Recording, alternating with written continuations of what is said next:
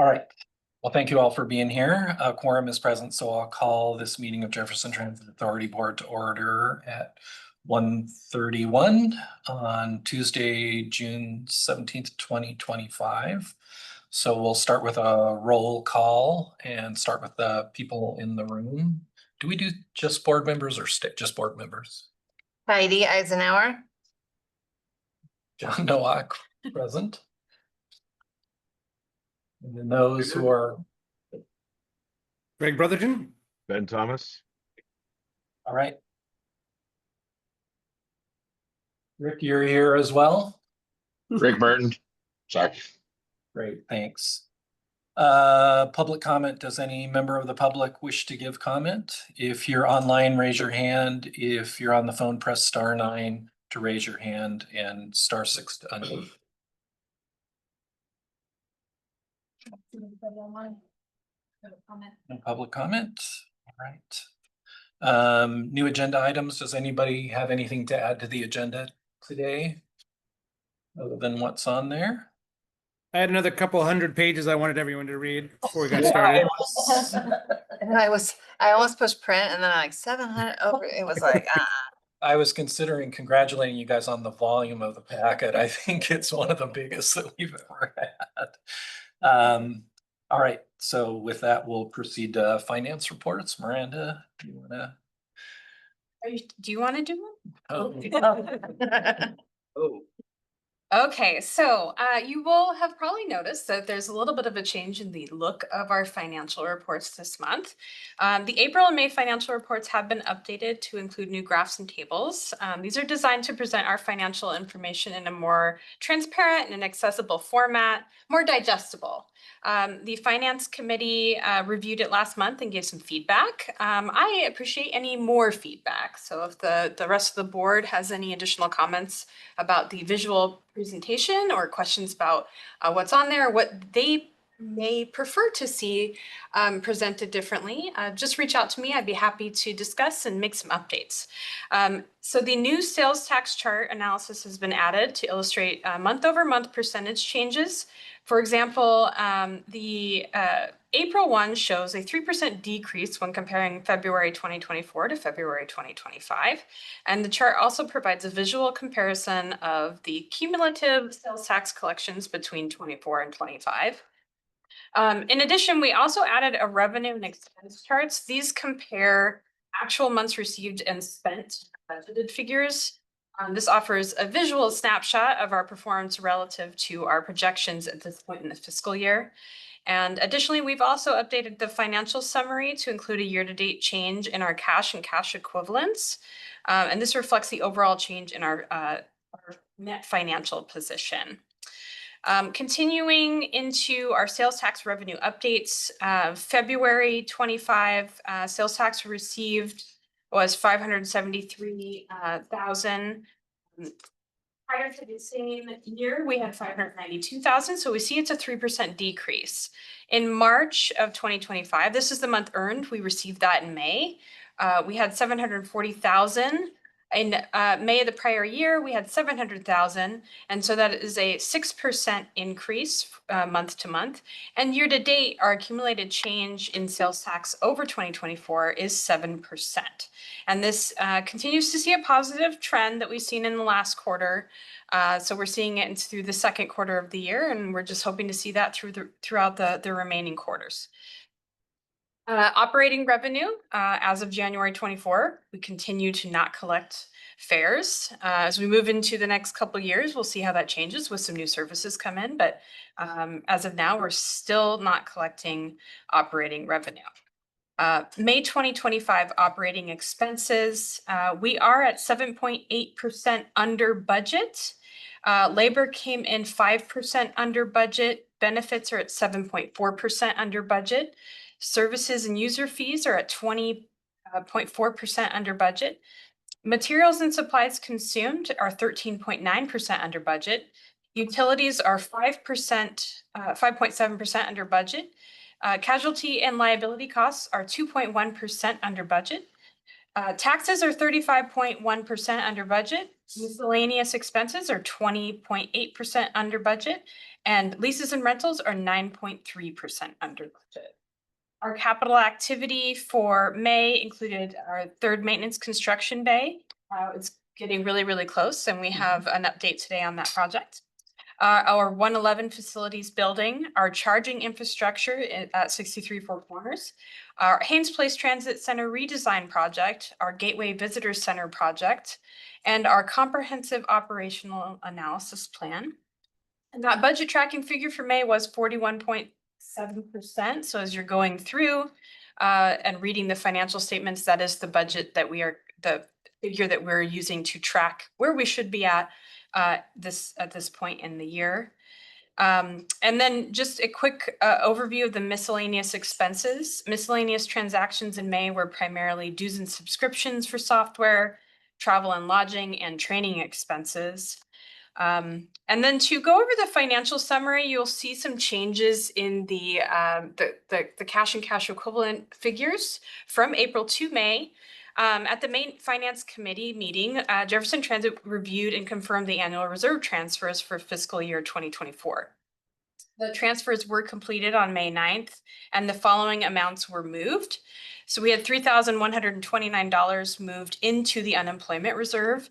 That figure is based on a tool that we get from ESD, and we update that annually. That amount is put on hold for our self-funded insurance. And then we have 3.9 million to the capital checking account, 1.1 million to our operating reserve, and 2.4 million transferred from capital checking to the capital reserve.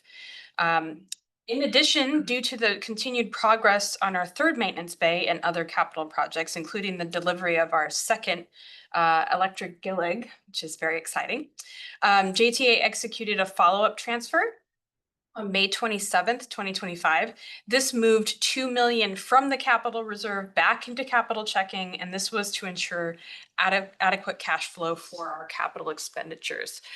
We're coming very close to a close on our third maintenance bay. We have the GILIG that we are paying for. We completed our final inspection on it. I'm sure Desiree will talk about that. And we just have some other more bigger capital things like our charging infrastructure. What we didn't want is to completely drain out our capital checking account. So we moved some funds to ensure we had healthy cash flow in that account. And that is the financial reports for April and May. Does the board have any questions? Do we get a tour of the third maintenance bay today? Yeah. Heidi's in a tour mode. I can take you on a tour. See our inductive chargers too. Be cool. Any other questions for Miranda? Thanks. The new reports, I think, make it a lot easier to understand, so I appreciate your efforts. Continued feedback is welcome. So if there's any questions or anything, just let me know. Yeah, I also appreciate the graphics. That makes it easier to understand. All right, thank you, Miranda. Consent agenda before, I just have a quick question about the recompete on the grant contract. There was a lot of information in the packet about that. Could you just take 30 seconds and give a quick snapshot of Sure. and more detail about what that's about? It's kind of hard in the 50 or 60 pages to It's a sort through. lot. And it was. So last year, Jefferson Transit and Clallam Transit were invited to come in and be a part of the recompete. Again, the recompete is about removing barriers for individuals seeking higher wage jobs. Both Clallam and Jefferson Transit put forth the opportunity to use a VM pool. The way that we structured that is, we put in some guidelines as far as how long a person who is part of the recompete program would be able to utilize the VM pool. That was 6 months, but we've established kind of a voucher system, a way to get reimbursed for individuals wanting to use VM pools while commuting back and forth to work.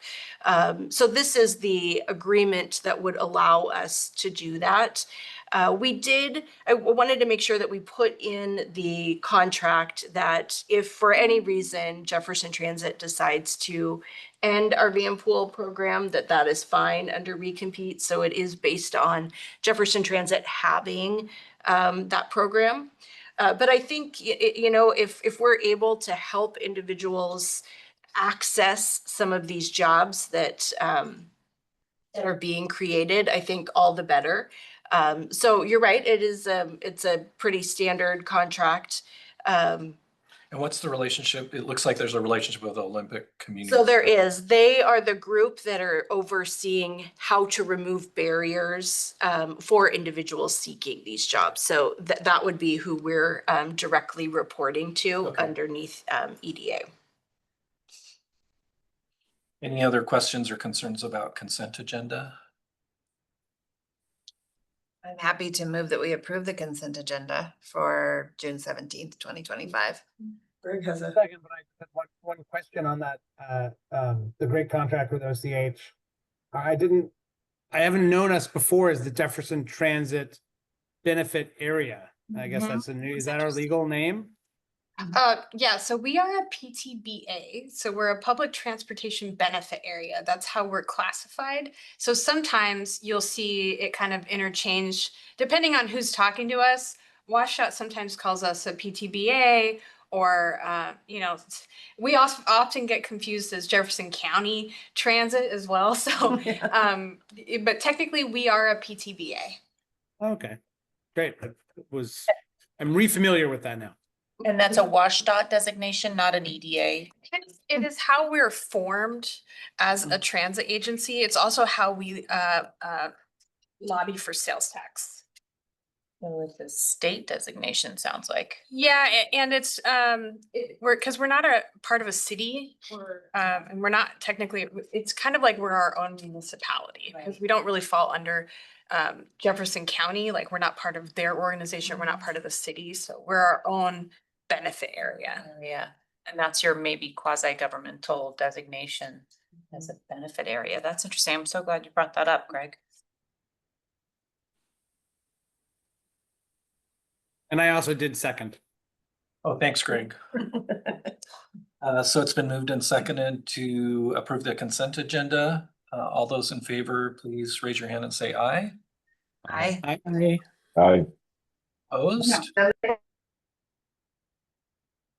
All right, motion passes. So we're on to new business, and I believe first on the agenda is resolution 2515, left turn, right turn, COA final report presentation. So we are so excited.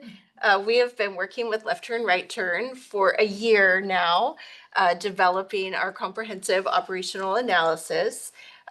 So we have included the final report in your packet, but I will turn it over to Matt and Pia to talk a little bit about what we've done since April as far as public engagement and maybe some modifications to the recommendations. So welcome, Matt and Pia. Thank you very much. Glad to be back. So for those of you who aren't aware, I was on vacation for the past couple of weeks while Pia and the team at LTRT were working with the JTA staff to wrap this up. So I'll start things off very quickly. I'm going to turn it over to Pia, who really took this over the finish line towards the end. So again, for those of you who may not know me, Matt Latavo with Left Turn, Right Turn. I'm a senior consultant. We call ourselves innovation leads here at Left Turn, Right Turn, and in the transit space. And so like Nicole mentioned, we've been working on this project for about a year. We launched and if we can just jump to the next slide, we launched in July of last year.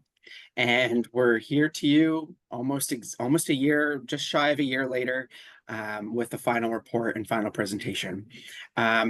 Specifically over the past couple of months, we've been working on refining the draft report that we presented to you folks in April, and been engaging with the public and community members to better understand how this plan and how some of the changes might impact them. So we're here now with the final, at that final stage to get your final approval on the report. And I'll turn it actually over to Pia now so that she can walk through what some of the major changes are as a result of some of the key engagement touch points. Thanks, Matt. As Matt said, we want to talk about what we've heard from the public engagement. I think rightfully so, there was a strong interest and a push to make sure that we heard from residents and really got out to meet people where they were and hear feedback on the draft plan. So the next few slides highlight the engagement activities, as well as what are the key feedback that we heard for the recommendations that we presented. So this is really focusing on, both the good and the bad of what people shared with us about what they thought about the recommendations. And then following the actual engagement findings, I'll highlight what changes were made to the report and the recommendations based on the feedback. And so that highlights kind of the difference between the final version of the report versus the draft, which you folks saw a couple of months ago. So first, just to represent, we were able to see some of you folks as well as some of the TAG members at the various engagement activities, but we really did try to meet people where they were, which resulted in over 300 touch points. And so when I say touch points, I just want to be clear that it's not necessarily 300 unique people, because people may have seen us at a pop-up and then filled out the survey. So in that case, they're kind of represented multiple times in that number of 300. But we tried a lot of different methods to get to people and to see people. One of the big ones that we did along with staff was host various pop-ups in and around the county, both kind of in South County, going out to Brennan and Quilcene, as well as a few places in Port Townsend, as well as in the Tri-area at the Chimacum Farmers Market and at the Jefferson County Library.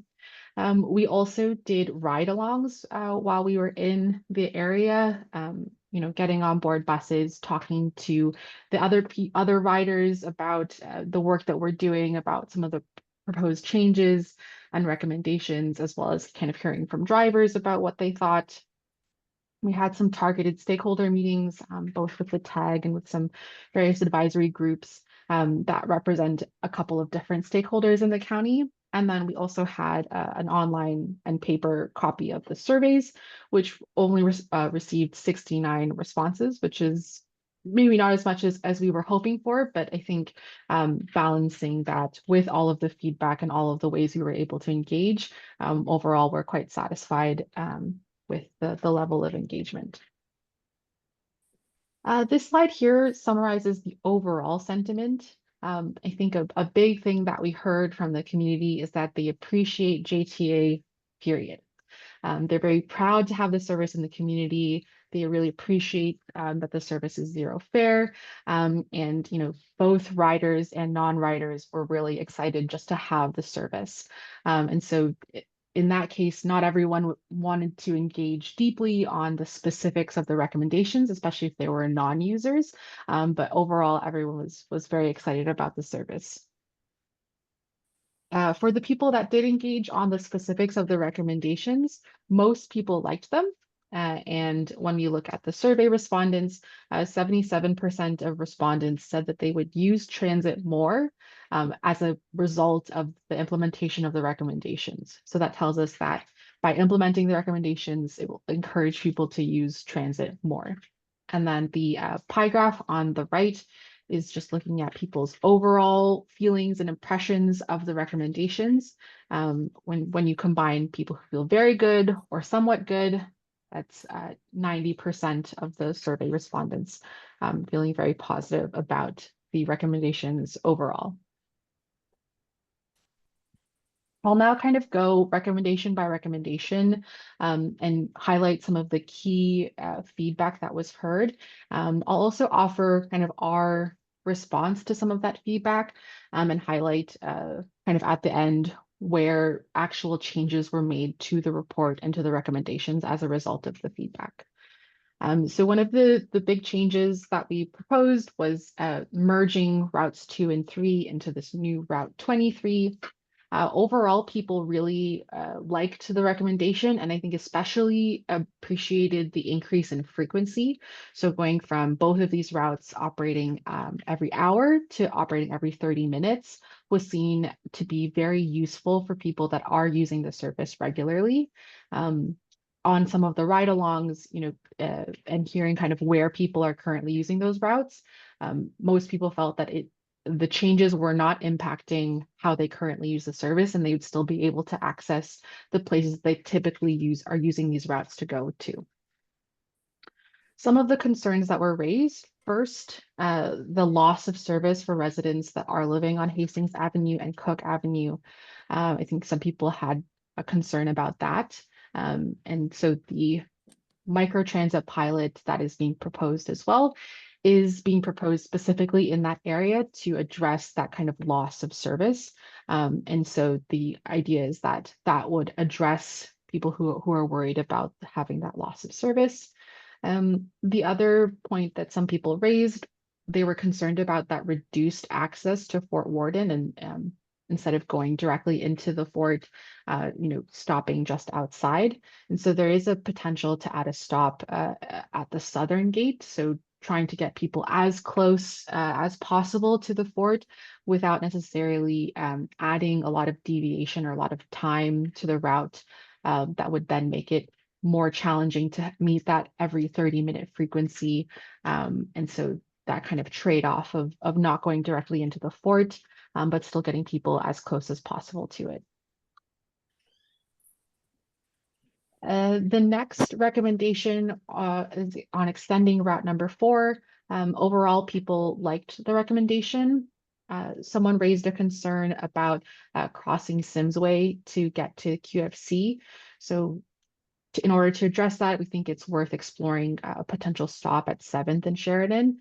And as part of our recommendations more broadly, are having the JTA, and as they currently are, working with the city to make sure that there are safe pedestrian crossings near transit stops.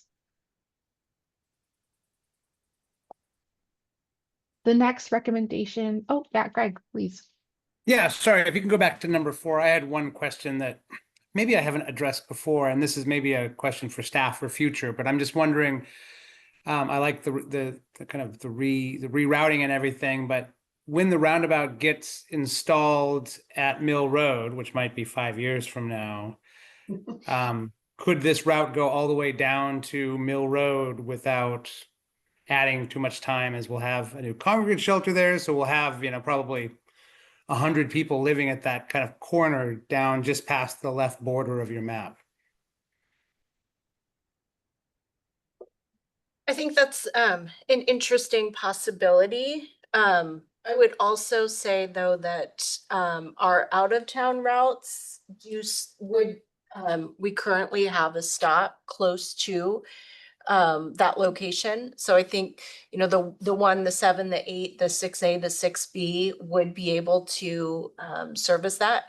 But I think this route right now is approximately 23 minutes. But that is something that staff could look at as far as extending the number 4 by a few minutes. That might be a possibility and something to keep on our radar. Okay, thanks. Heidi, did you have a question before we go to Ben? Yeah, the concern about crossing Simsway to get to QFC. I think I'm looking at this map right, that the long solid white line north and south on this map is Sheridan, right? Yes. Yeah. Yes. So crossing Sims Way, where is the crossing of Sims Way to get to QFC? First of all, there's that flashing crosswalk there. That's what it is. And that's the concern, that that's how people have to cross? Okay. I think it's more in that they have to cross. than that- Uh-huh. Whereas currently they would would say. not have to cross. But I will say there are other places that would get them close. So near Seventh Haven, there's a stop there. And then if they did not want to cross through that lighted crosswalk, they could go to right in front of the hospital. So just walk through the parking lot and then to the hospital. So I think there's several different ways they could access the 4 if they did not want to cross Highway 20. Ben, you have a question? Yeah, just going back to Route 23, I think it's neat to combine these, but it is concerning to lose that loop through Port Worden, of course, but also I would just like to speak up for the fairgrounds because I think there is potential for gaining new ridership with closer tie-ins with, community organizations that are out there and, fairly frequented spots, especially with kids, so it's a lot of youth. There's more and more youth activities coming up there. So there's going to be a pump track put in there, for instance, and not being close to there anymore concerns me a little bit that we lose the public transport opportunity there, especially for a place where kids could rather take the bus on the bike, or the bike on the bus, excuse me.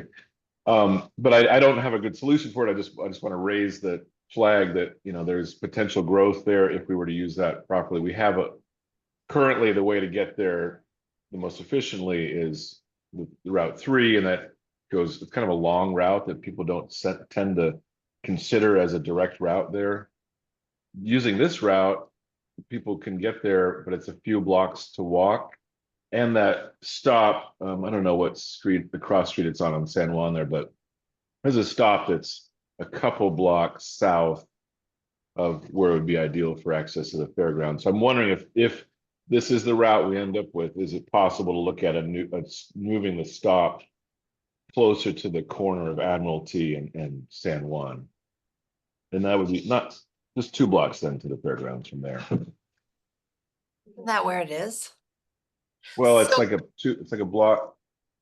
Where is it at? I can't remember the cross street. Sorry, it's close. It's only a block south of there, but that adds to if it was closer to 47th, it would be much more convenient.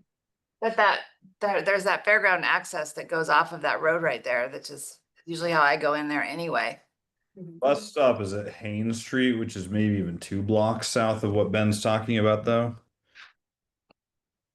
So the city of Port Townsend invited me to be on the active transportation stakeholder group.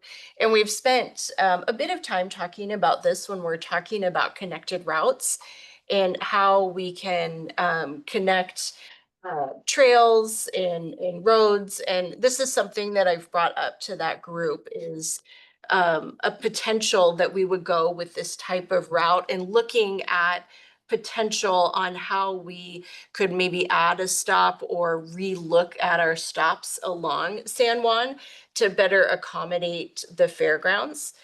I will also say that if we do have microtransit in that area, that would be an option for individuals trying to access the fairgrounds.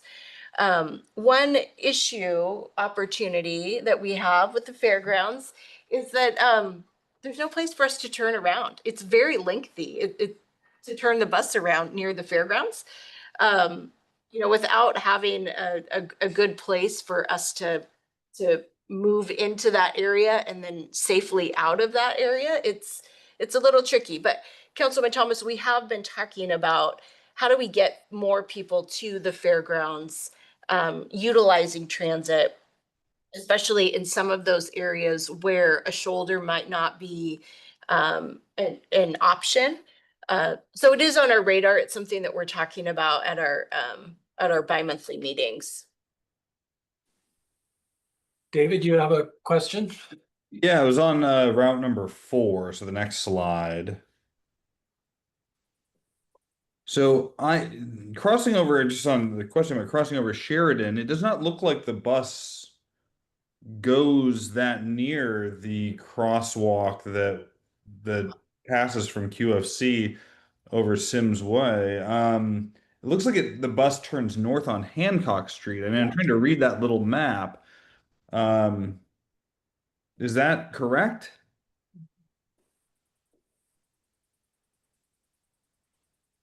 Sorry, can you repeat the question? It looks like the bus would turn north on Hancock Street off of Sims Way and not even go Near QFC. near QFC on Sims. I mean, like it goes a few blocks from QFC, but the closest point, I think you did speak to this, is adding a stop at 7th Street, which would be pretty convenient. But am I reading that correctly?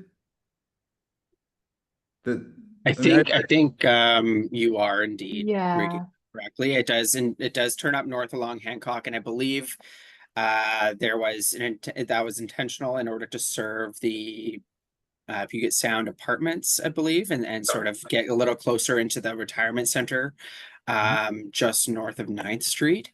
And then it would basically come I guess it would head east along 9th, then south along Grant, I believe, before heading east again along 7th. So the intention with that there is adding a stop at 7th and Sheridan, rather than just the single one in front of the hospital, is intended to try and get a little bit closer to the QFC, because right now the proposed stop would otherwise be the nearest stop would otherwise be a fair bit of a ways down Sims, or up along Hancock Street as well, with the stops along Sims really being served, I think, primarily by the out of town routes, and that's where For routes. perhaps where one of the concern may have come from. Gotcha. Okay, yeah, I was confused by concerns Yeah. about crossing Sims Way when it doesn't look like a crossover Sims Way makes any sense on this route. So Yeah, I think you might be right there, and I think in some of these Yeah. cases, these are comments that we heard from the public as it related to this particular route, but it may not be as significant of a challenge if we can kind of think about another solution to get a little bit closer. perfect, thank you. And Mayor Faber, I think I misspoke too. I think I added to that confusion, so I apologize. But I will say that the 1, the 8, the 7, the 6A and the 6B all run along Highway 20 and would stop at 7th. So very close.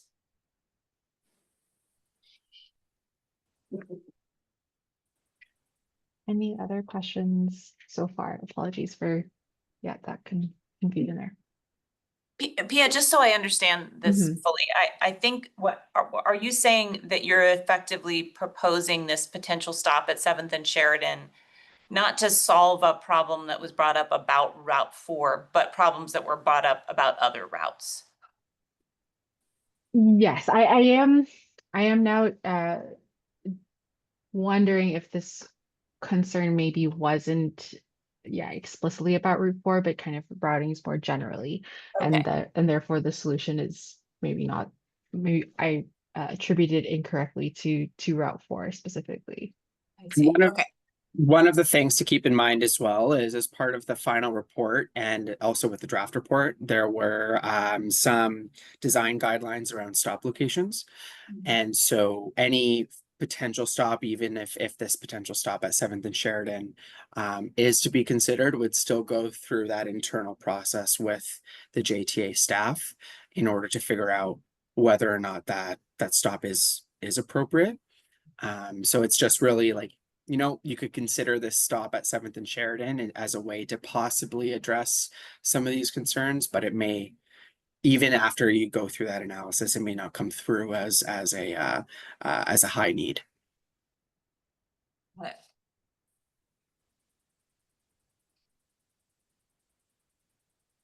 Right.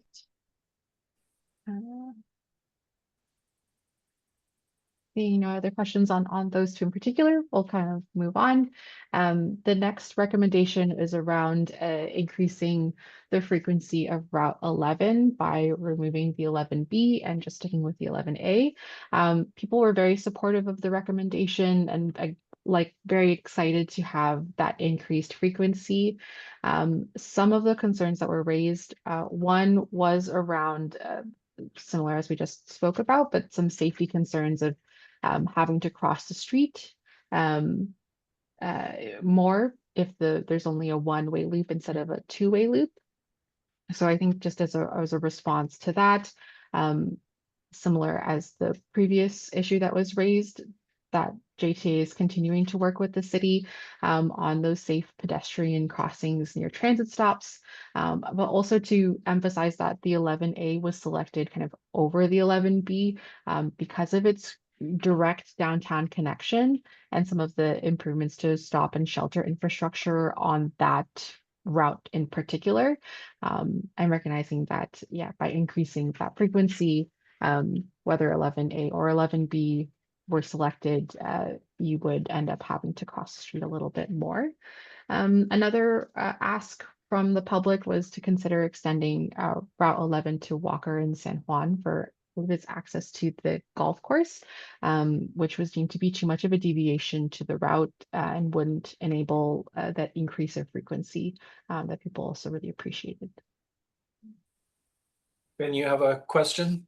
Yeah, I like this potential change here, but I'm wondering if it was considered to go on the eastbound direction, heading northeast. Because we're kind of hurtling down Sims Way back and forth with almost nobody getting on and off. Do we consider turning right on Benedict Street and then going up Washington Street to address that? There's kind of a commercial district there on the waterfront, and also a stop by the port offices there, and perhaps other services there, and people that work down there. I feel like I don't think the people that I've talked to that work down there don't think of the bus as serving them. And so I'm curious if that was considered. So I can hop in here, and when we did look at the options for this particular route, we did note that there is currently a stop right near the Safeway fuel station that Route 11 does serve, which is less than, I want to say, less than 400 feet away from Washington Street. So the additional deviation there really went against our intended service design standards for that to deviate down that route. It'd be a slower route in order to kind of accommodate that, and wouldn't actually increase the walk shed or the accessibility in that particular area. There's also the additional challenge along Washington Street with more on-street driveways and parking that would create potential conflict and slow down the bus further. So we'd rather, in order to make sure that we're keeping this particular route at its 20-minute frequency, we chose to keep the stop at Benedict and East Sims, and keep the route along Sims Way rather than deviate along Washington.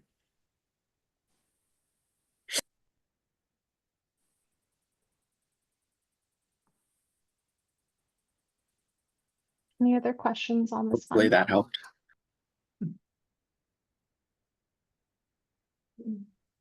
Right. The next recommendation is on a tri-area loop, so kind of splitting up the portions of 6A and 6B that are serving kind of within the tri-area and going back and forth to Port Townsend into two different routes. People were very supportive and excited about this recommendation and appreciated the focus on the tri-area and kind of the needs, trip needs and travel needs of people kind of within the tri-area. One concern that was raised was around the safety of the H.J. Carroll Park stop, which requires some left turns off Route 19.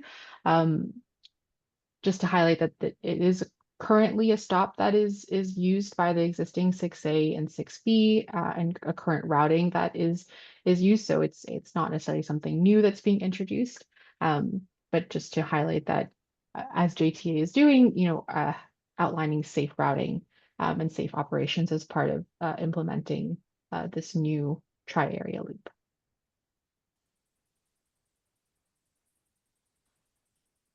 Any comments on this one in particular?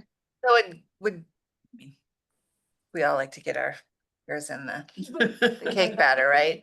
But, would be going the other way, take those left turn concerns out, crossing the Highway 19 concerns out, if it rotated the other way. I don't know, I'm trying to see if Great question. We looked at this in basically every possible configuration. And after, several discussions with JTA staff, this was sort of the best of a bit of a tough set of challenges. You go one way and then you introduce more left turns in another direction that creates other challenges. So it was a little bit of a sensing the different trade-offs. Here, we don't, because the route and this particular stop is currently served in this way, we recognize that it could be a potential safety concern, but it sounds like from an operational perspective, there are strategies already in place to handle that. So while this was brought up as a concern, we're not necessarily sure it's quite as significant and should just be monitored as kind of part and parcel of operations. that makes sense.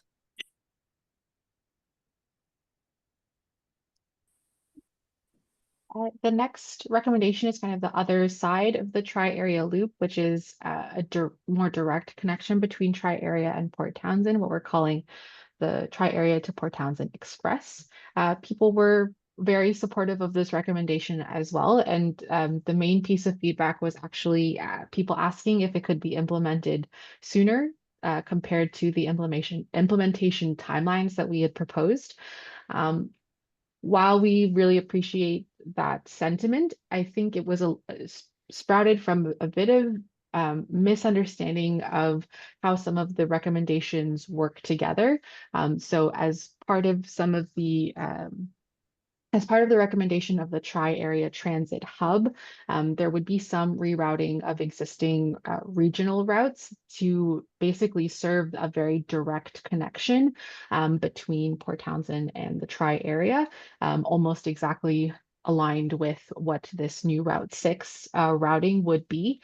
And so the idea behind this particular recommendation is to fill in any schedule gaps or times of the day when those regional routes are not directly connecting people. So for example, aligning it with school times, for example, at the Chimicum High School would provide some direct connections at specific times of day when the other regional routes are not providing that direct connection. And so there's been some adjustment to the language in the final report to make that relationship more clear between those recommendations. And that was an area we got a lot of feedback on in entering this process, was keeping our eyes on connecting various members of the rivals team to their various practice schedules. And we really, I remember going through this every time we were talking about it, reminding people, this is one of our big priorities. So I'm glad to see that we're still tuned to that. Greg, you have a question? Yeah, I mean, this is great. I love this adjustment to the route. My question, I guess, is for staff again too. This may be more of a TDP question, but I'm wondering about conversations with the library. I'm still trying to find out where this hub is and parking. As some of the comments talked about the advantages of Four Corners, even though it's not a great place. I know, Nicole, you've been working with the library on other things, or do you think we'll be able to use that parking for riders at all, or is there another parking solution? I don't know that we would be able to utilize the library's parking. They're fairly limited. We were envisioning this more as a place where two buses could meet. So if someone was in the tri-area, they could meet up with the other bus and transfer. Our intent is not for the library to be a park and ride, but more of a place for a transfer center for people to make connections on to different buses. But I do want to say loud and clear, if the library is listening, that I was not advocating that we take over their parking. I think it's very limited and, having some discussions about the pool, the potential pool, that will also be, something that we're thinking about as well because of the parking requirements for the pool. So really our intent is to be able to help individuals transfer between buses. Thank you. And that back lot at the library, and admittedly, the library has said this before, is often vacant. So, I mean, a few cars could be parked there, but yeah, I heard you guys talking about more focused on the two buses meeting up. I think it's also on maybe on this next slide, but kind of speaking to that as well, comparing it to Four Corners, I think the tri-area hub is kind of within walking distance to more destination compared to Four Corners. And so the idea is that people who are local to the tri-area, who are trying to get to the tri-area, once they get off a bus or once they get off a bus at that new hub, would then be able to either walk or bike to, the place that they're trying to get to, as opposed to needing to get into a car, and kind of vice versa, that people would be able to walk to that stop or bike to that stop in order to access transit, and maybe not necessarily need a car, and therefore may not need a place to park. That kind of segues us into feedback on the Tri-Area Transit Hub. And I think that, as was mentioned, that Four Corners is a better hub for people that are looking for parking. I think another element that was brought up around Four Corners is some of the development planned around the airport. And so I think there's, in the future, as part of future development and kind of what may change in the coming years, Four Corners should continue to be monitored for what's happening and what the needs of riders are. But based on our analysis, the Tri-Area Hub does have that stronger linkage to specific destinations, and may enable people to use active transportation to access transit. The other feedback on the idea of the Tri-Area Transit Hub that we received was around the rerouting of the number 8 SQUIM.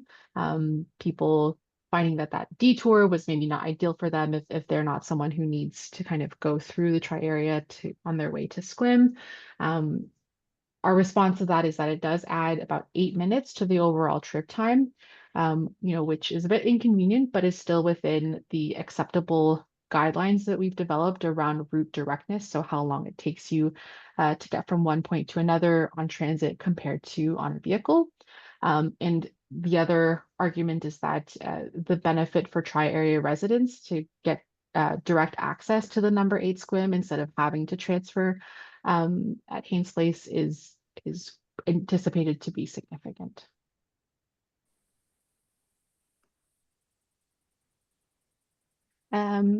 Looking now at South County and some of the feedback that we heard, people were very supportive and excited about the additional midday trip that is already slotted for operation starting in September. There was some additional feedback that wasn't specifically about that recommendation, but did fall under the category of feedback on South County service overall. And so that's kind of included on this slide. The first was a question around whether microtransit was considered within the South County because of the long distances involved and some of the lower population densities. It's unlikely that microtransit would be a successful and sustainable solution in the area. And so we're not recommending that as an area to consider for microtransit. The two other kind of types of feedback I think are important and worth exploring kind of beyond this COA. So the first is that there are some parts of Route 1 and Route 14 that don't have any stops that could benefit South County residents. So that's between Black Point and Triton Cove on Route number 1, and between Chimacum Corner and the Gateway Visitor Center on Route 14. So I think there's some challenges there around identifying safe locations for a bus to stop. But I think it's something that is worth exploring in the future. The other recommendation, or sorry, not recommendation, the other feedback that was received is that recognizing that the Brennan Community Building could be an opportunity to add a stop, potentially a hub, a park and ride, and potentially even a charging location in the future. And I believe it's on it's a Jefferson County property currently. And so there's the potential for further development there that I think is definitely worth considering and looking into in the future.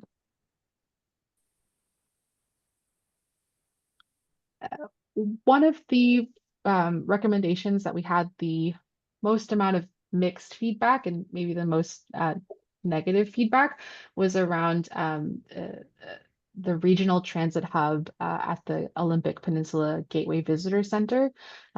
It introduces, quite a significant deviation for routes number 1 and number 7. And we've kind of heard from people that the deviation in some cases even resulted in a loss of service. So rerouting off of where people are currently accessing those routes. And so current riders who would no longer be able to use the service because of the deviations. And so in recognition of that, we are pushing back this recommendation until JTA has access to stop level ridership data through some of the transit technologies that are being considered, so that JTA as a whole can understand what those rider impacts are and kind of plan for them, in the future if this recommendation were to move forward. We've also softened the language around the recommendation. Originally, it was worded as establish a transit hub here. We softened the language to explore that opportunity, recognizing that there is an opportunity there, but not necessarily acting on it right away.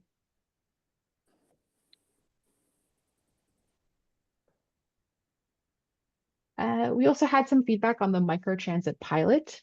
I think some people, tied to their concerns about the loss of service on Hastings and on Cook, were worried about what that transition from fixed route to microtransit looks like, and if riders will have time to kind of get used to the new service.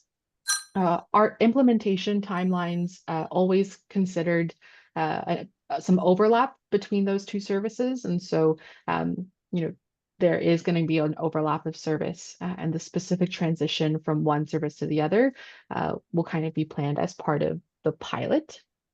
Another question was around if we considered microtransit in Calipointe or Marrowstone Island.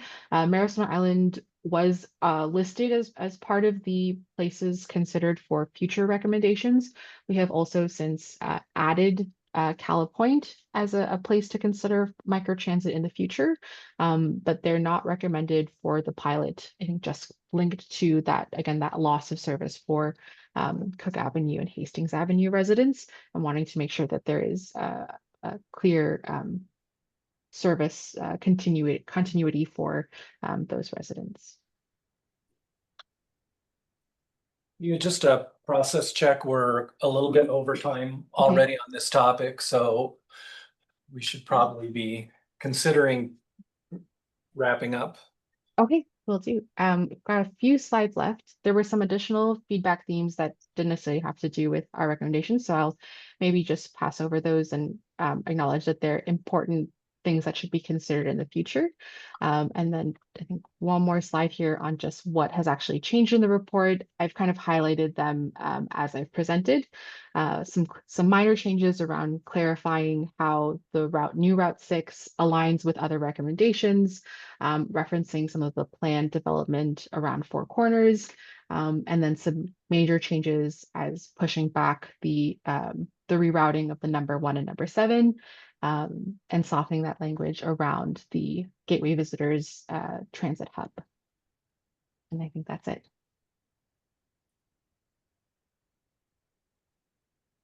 Questions, comments? Great. I think we asked a lot of our questions as we went along, but it's certainly the culmination of a lot of work. Yeah. And you got a question, it looks like? I'm impressed with how well that you followed through with trying to find out what people really thought. I know it's a hard thing to do, especially in a rural community where people are spread around, but nice work. Thank you very much. I'm curious what people think about the Gateway Visitor Center Transit Hub idea. I mean, I'm hearing there was pushback, but maybe I'm not on all of that. If I can just throw in a couple of thoughts here. I think as a broader regional hub, so being able to connect into the 123 straight shot, for example, I think that there is still good value, even if there's only one or two of Jefferson Transit's routes are going to kind of go through that hub at the start.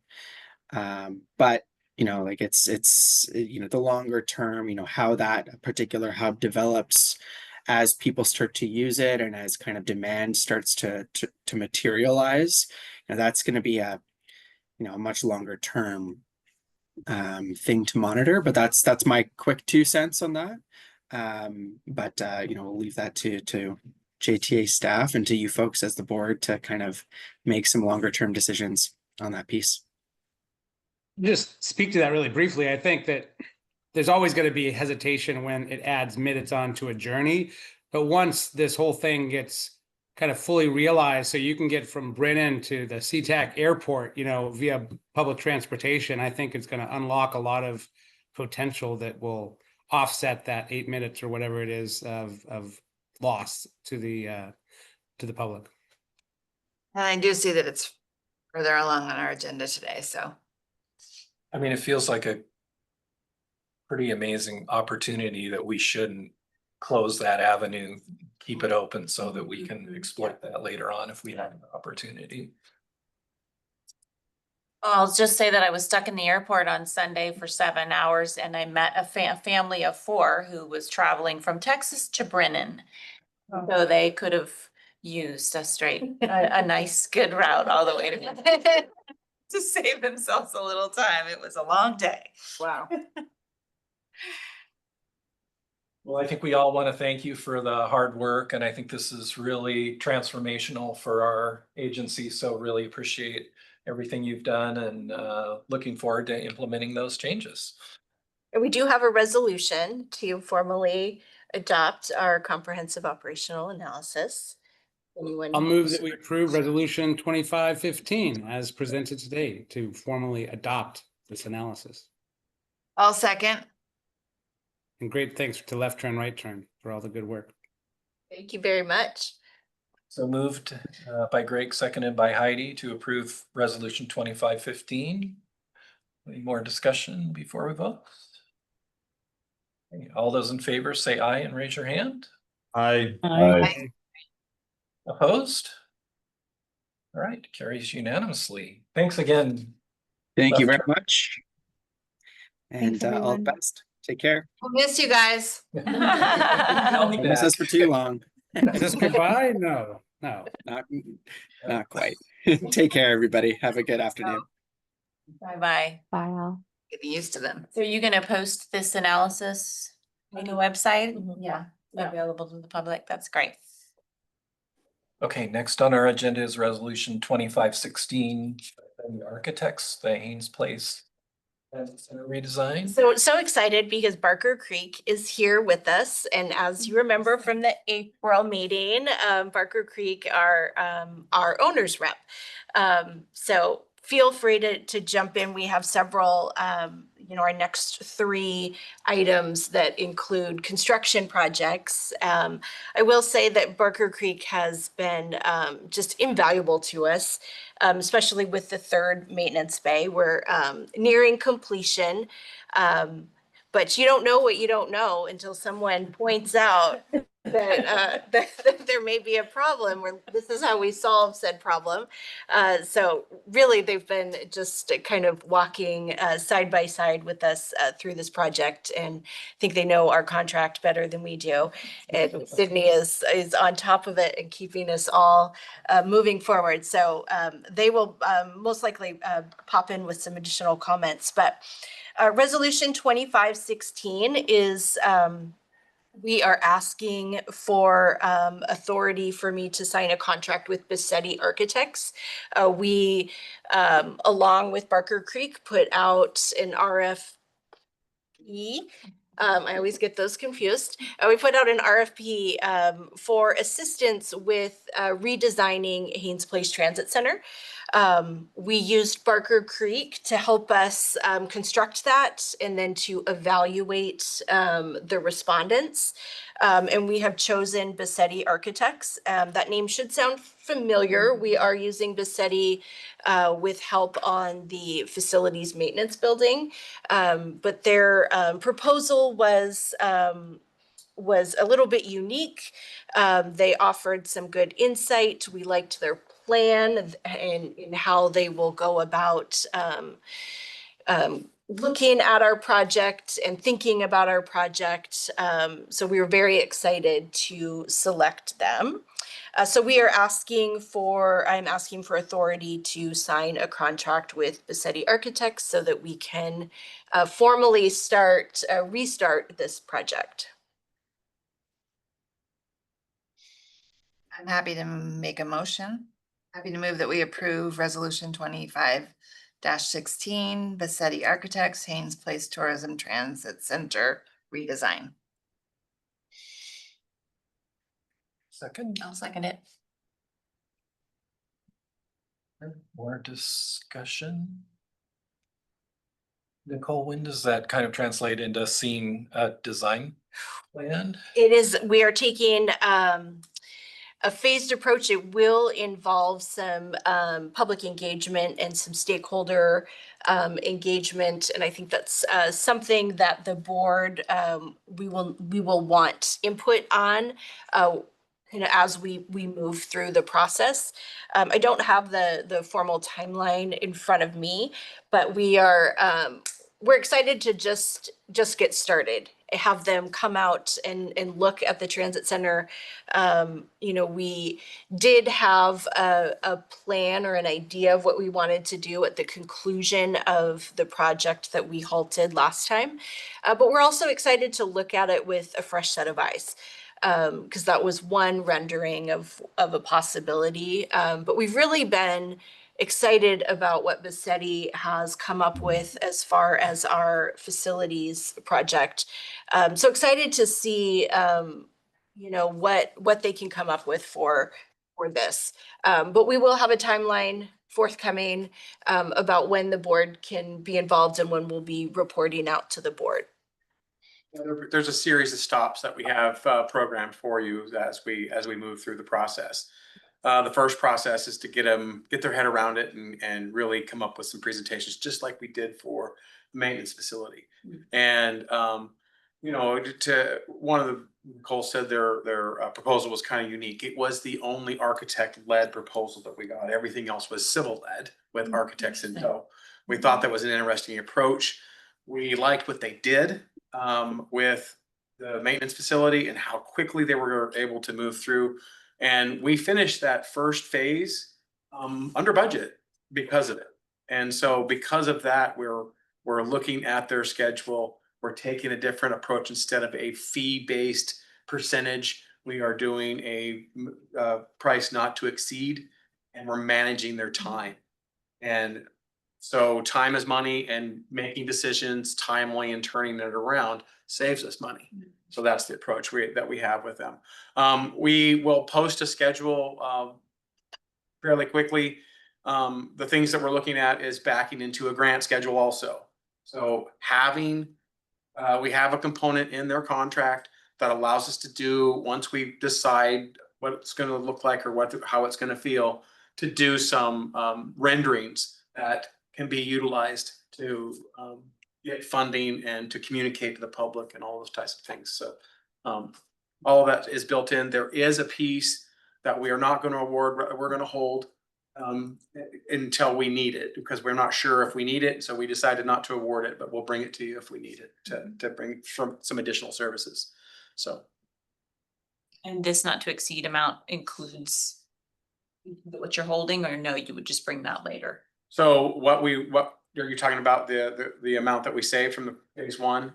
no, this design phase, not to exceed $80,000 for the preliminary design, does not include the additional part that you're talking about. Yeah, there's a whole portion of exclusions that they said, we may need this, but we're not sure. Got it. Because there's a whole permitting phase, there's quite a few steps that we'll pull it in as needed, but we had them price them anyway, just so I have them. And with their contract, they gave us a fee rate schedule, which we reviewed. Time. All right, any other questions or discussions? Okay, so moved by Heidi, seconded by Heather to approve resolution 2516. All those in favor, say aye. Aye. Aye. Opposed? All right, motion carries unanimously. Next is resolution 2517, which seems to be somewhat related to the one that we just talked about. So at the April board meeting, I asked for authority to sign with Barker Creek Consulting as an owner's rep. And I had stated that I would come back to the board if we had a contract that was over my spending limit of $25,000. So that is what we're doing. Barker Creek will be helping us with the Haynes Place redesign project. So we are asking that the board approve their contract to help us move forward with the redesign process. I'll make a motion to approve resolution 2517, authorizing the general manager to execute a project contract with Barker Creek Consulting for the redesign of Haynes Place Park and Ride. I'll second. Oh, Greg will second. A second, sure. I want to feel like I'm there. I'm sorry that I'm not there with all you guys today. Any discussion? Seems like we've kind of been over the Yeah, territory. I feel like we talked about this one well last time. So moved by Heather and seconded by Greg to approve resolution 2517. All those in favor, say aye. Aye. Okay. Opposed? All right, motion carries unanimously. We're moving through our business here. Good job, everyone. Next is resolution 2519, Bassetti Architects for additional services for the facilities maintenance project. So I am here to ask the board for authorization to amend the contract with Bassetti Architects. We have brought before the board a preliminary drawing of how we would like to move forward with the facilities building. And Shannon, feel free to hop in here to help. You'll probably be able to better articulate our next steps. But we have taken a phased approach to this as well, and keeping in mind our budget.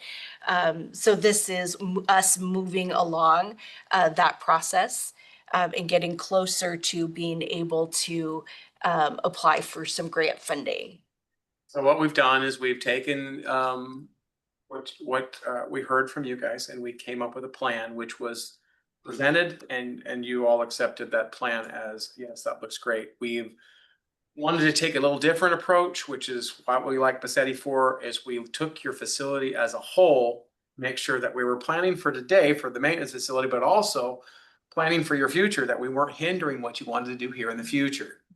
So what was presented, and you all had a chance to take a look at, is the border, not the borderline, the baseline of where we will start to move forward. The next step is to take that high-level design, development, schematic design, and move it forward toward a permit type stage. Start to dig into the details, figure out the permits and all of the things that we need to do to get there. We will get it into permit and then take a pause, and we'll, as we do this along the way, we'll continue to fact check our numbers as we progress. We know what we thought it's going to cost, and we're going to continue to fact check that. Given our tariffs and everything situation, it's all over the board. So we'll take it all the way to CDs, which is construction documents at this point in time. At that point in time, if we have the funds that are available or how we're going to move that forward, we will put it out to bid in a phased process. Of course, before we do that, we'll come back to you and say, this is how we think we should put it out to bid. The facility currently has a maintenance building with a wash bay attached to it. We build it all in one. Do we ask for a bid alternate so we can see what the market's doing to see if we can get a better price to put them both out? If the alternate price is too high, we shelf the alternate, build the base bid. So we have some strategies to help you through that process. So, but yeah, it's moving on to the next step.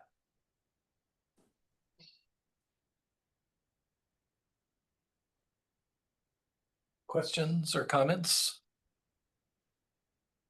So this phase 2 is what gets us all the way through metal building, covered bus wash, design of the new septic system, and the additional bus parking and all of I that. have them doing the complete design. And then when I put it out to bid, I'll phase it into the necessary pieces. Okay. This also has a line item on the bottom of additional services that may be needed. And that depends on how I parcel it out. There's a little more work to do some design or some bid alternates than it is, and that's not really in their base. But again, being able to flex if needed, if we need those services, like for instance, the permitting, we're not sure exactly which type of permit we're gonna need, if it's just an A cup or if we have to really dig in to see what the property was purchased with. I forgot the term that we were looking for earlier. NEPA and SEPA, to see what has been done. This will enable us to get through all of that and making sure, you know, one of our next steps would be to meet with Fort Townsend, right? To really say, hey, this is the project, this is what it's looking like. These are the steps. What do we need to know? Right. So all of that stuff is in the to get us all the way to construction documents. Yes. Okay. Really appreciate all of you taking the long-term view here and thinking about, instead of just one piece, kind of how's it all going to fit together? Because I think that will serve us really well in the long run. So thanks for looking at it that way. Great. Any other discussion? I don't. I have a question. So when you do it this way, it makes sense that the process fits together. Can you speak to the cost of it at all? The cost of the process or the cost of the structure? Cost of your strategy. The cost of the strategy is that we're trying to take advantage of both the market. Right now, there's a lot of contractors that are looking for work. And if we can take advantage of that, they're willing to take a lower profit margin. The cost of materials don't really fluctuate. So the materials are the materials, right? So unless we have tariffs and things that we're dealing with, but trying to hit the market at the right time. So the strategy is to try to take advantage of the market and to watch what's happening in the tariff world to see, because if it's a metal building, what does that look like? Where's our metal coming from? What's the tariffs looking like? If we need to pause, we'll make a recommendation to pause to move forward. But your dollar spent today will never be as cheap as the dollar spent 5 years from now. We've learned anything that when you pause a project for 4 or 5 years, what happens is the cost escalates. You know, it doesn't escalate 3%. It's usually like 8 to 12, and in some cases 15. And so you can't even keep up with the cost of a loan because of getting a loan to build it. So these are the analysis that we'll have there. We're trying to take advantage of what we have now by taking you all the way to CDs. Does that answer your question, Vivian? Yeah, it kind of gets at it. Thanks. I'm a little, the agenda summary shows a total revised contract amount of $731,390, but the resolution itself, oh, I see, it adds it later in section 1. It just, the first whereas was confusing me. Okay, got it. Thank you. I think I talked through to my own answer. Yeah. In our negotiations with the city, we did task them to bring down their costs. Okay. We felt that we landed at 12.5. There's the state issues, the Office of Management and Business has recommendations for what it costs to design capital projects. And we went and we reviewed those as we always do. make sure that we're in alignment with those costs, and we actually got them below those costs, and they came in at the building design is gonna be about maybe just under 12% of the total cost of the building, which is very competitive. Yeah, and again, on this one, we did ask him for a time and materials contract just because when it comes to the fee schedules, they're very specific about what they're gonna do. But when we're driving the work, we can save money, and that's the whole point. Usually what happens if your architect, you end up spinning with decisions, which that's my job, is to help you guys not suspend into decisions and to keep things moving forward.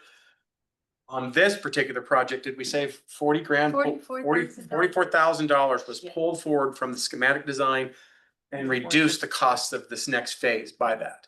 So that's the strategy, is to try to keep your costs down, keep the project moving, and keep the decisions down to basic 1, 2, 3. Doing iterations with an architectural firm costs a lot of money. For sure. And I love this, to see a revised total not to exceed amount, which, to answer your question, Vivian, is $731,390. That's the not to exceed amount. Right. That's always nice to see not to exceeds on contracts like this that allow us to budget well. Like he said, it's a time and expense contract, and we've already, like, breaking this down into bite-sized phases of schematic, preliminary, and now construction documents and permits. We've already saved money, and that will continue to happen because we continue to just only bill actual time worked with these architects. Great. Well, since it's in front of me, I could make this resolution if you're ready. A resolution authorizing the general manager to amend professional services agreement 2024-14 with Bassetti Architects to include additional services for the facilities maintenance project phase 2 design. And this is resolution number 25-19. I'm happy to second that motion. I think that was a motion, right? It was a motion, yes. A motion to approve. Any further discussion? All right, all those in favor of motion 2519 signify by saying aye. Aye. Aye. Opposed? All right, motion carries unanimously. And then the last one is 2518, which is a capital resolution 2518, which is a capital budget adjustment, which I'm sure has to do with all the things that we've just been talking about. So at the December board meeting, the board passed our capital budget for 2025. And at the same meeting, I put forth a resolution asking for authority to purchase some equipment through Angel Tracks. However, what I failed to do was compare and make sure that the capital budget amount was the same as the PO amount. So the board authorized me to spend a fixed amount on the Angel Tracks, but the capital budget amount was less. So that was an error on my part, and I apologize. So looking at that, we have paid that invoice. But to make sure that all of our, if you will, our ducks are in a row, I'm coming back to the board asking that we do a capital budget adjustment so that it is correct in our capital budget. And while we're doing that, I thought, well, let's just make a few more changes. So the first is that we are removing the Tyler and Lawrence bus stop bulb out line item. We completed that project at the end of 2024 after the board meeting. So we're removing that project from the capital budget. We're adjusting the Angel Tracks budget amount. I will say that we did come in under budget, under the PO that you authorized. So that's good. So we were just off by a few $1,000s. And then the third is Jefferson Transit was awarded a grant to purchase an electric dial-a-ride vehicle. So as you remember, we do have one that we should be receiving shortly, but this is a grant for an additional electric dial-a-ride vehicle, which is perfect because we have some cutaways that are or have reached their useful life benchmark. So this resolution would be authorizing these 3 changes to the capital budget. Can you describe Angel Tracks to me? Sure, Angel Tracks is the camera system that is located in all of our vehicles. That's what allows us to capture video on the exterior of the bus and then also on the interior of the bus. Thank you. Well, I'm happy to make a motion that we approve resolution 25-18, which is the capital budget adjustment that Nicole just described. I'll second that. Discussion or questions? Exciting that we're getting another electric dial-a-ride vehicle. Yeah. Will we be able to use those for micro transit? No, something different. Oh. I'm not, she was not saying, don't ask that question.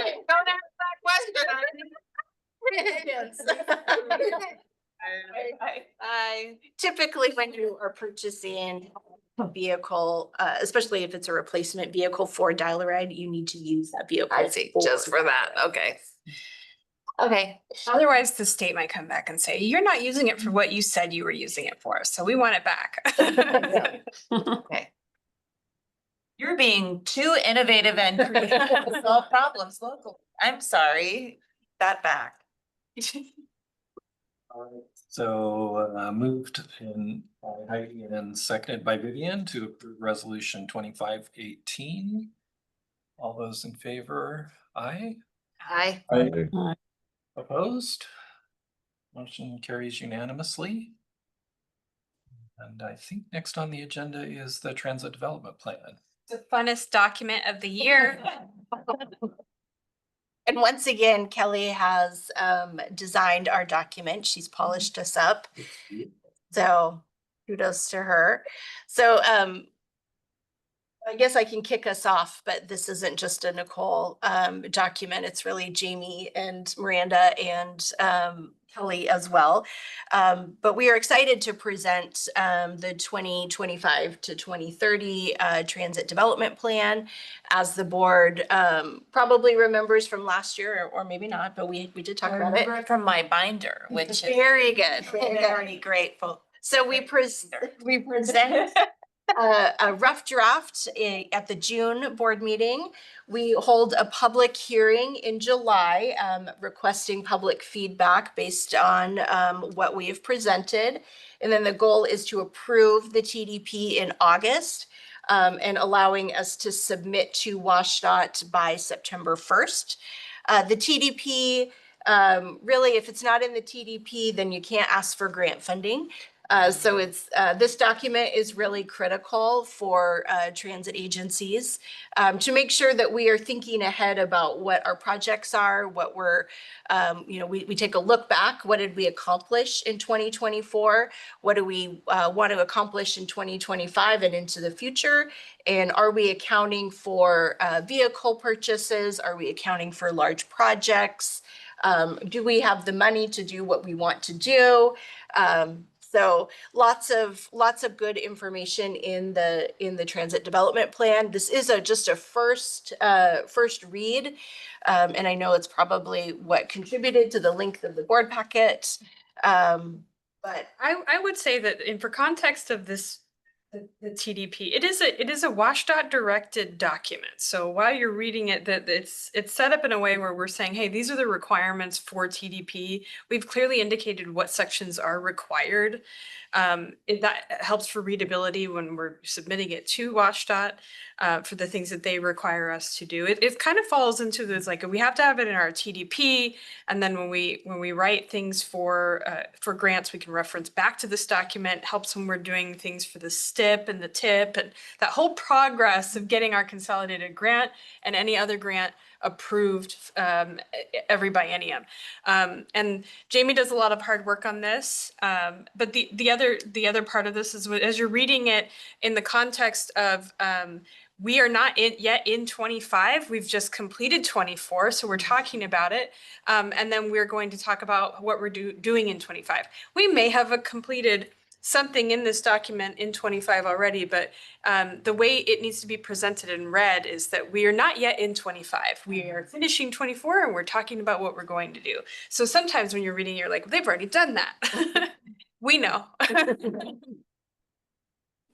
Just have a general question about the, the comprehensive operational analysis, how much of that is integrated in this TDP? Is it pretty well integrated? Is it partially integrated? So how that's going to be integrated, because we did complete, obviously we've just adopted it and we've completed that in 2025, as Miranda said, we're looking at this document from the perspective of this is the end of 2024.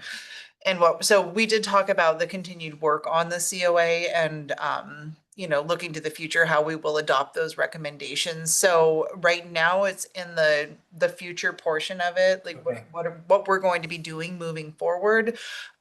So then next year's TDP, we can really talk about then as we're recapping 25, the changes that came out of that COA and how, or the recommendations that came out of it and how those informed any service changes we made this year. So right now it's a futuristic reference to what we will be doing. But there is potential grant funding available for some of the elements of the comprehensive operational analysis. So those are listed in the document so that. Yeah, well, what we refer to in the TDP when or what I refer to when I'm applying for grants is looking at, we're looking at route cycles, we're looking at ridership, we're looking at, so if we're talking about that, this is, the future planning is more for capital projects.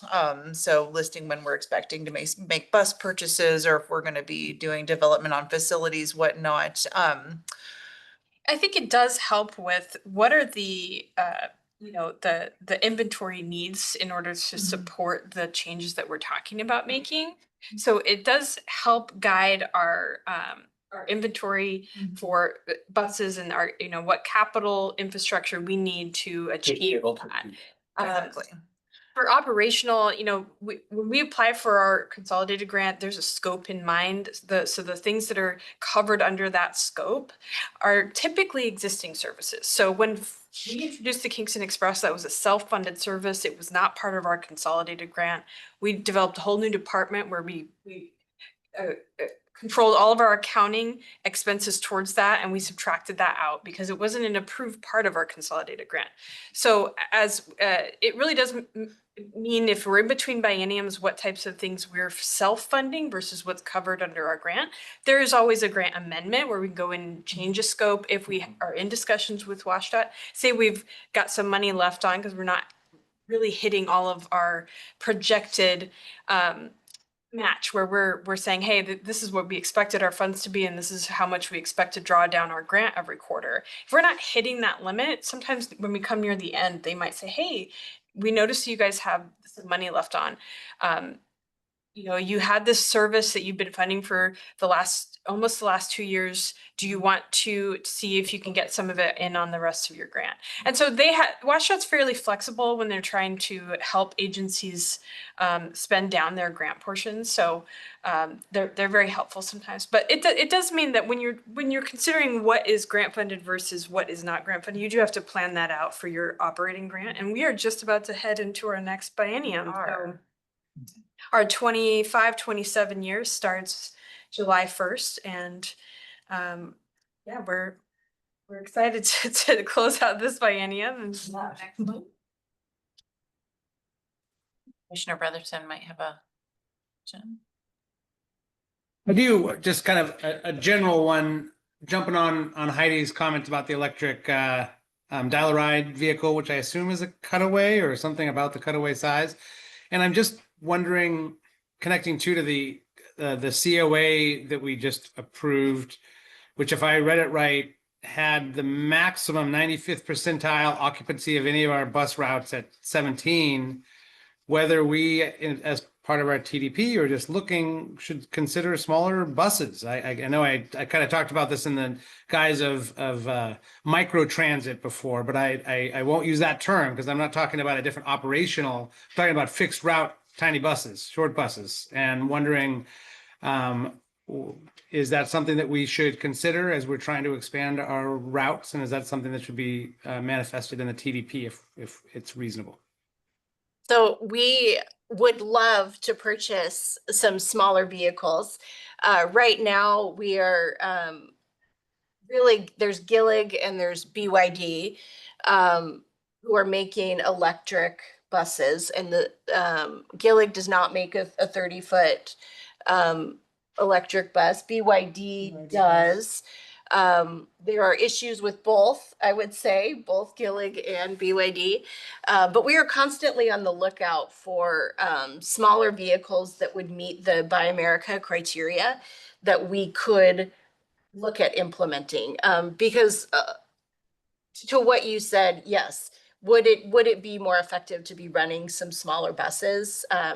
It definitely would be more cost effective to purchase something smaller. So this group is really staying abreast of what's happening and what's on the market. In August, we're headed back to our transit conference. Several years ago, I think at the conference that you attended, there was that smaller vehicle. We're paying attention because I'm right there with you that, if we could buy something maybe at half the cost of a full-size Gillig, I think that would definitely open up some possibilities for us. So we're definitely thinking about that.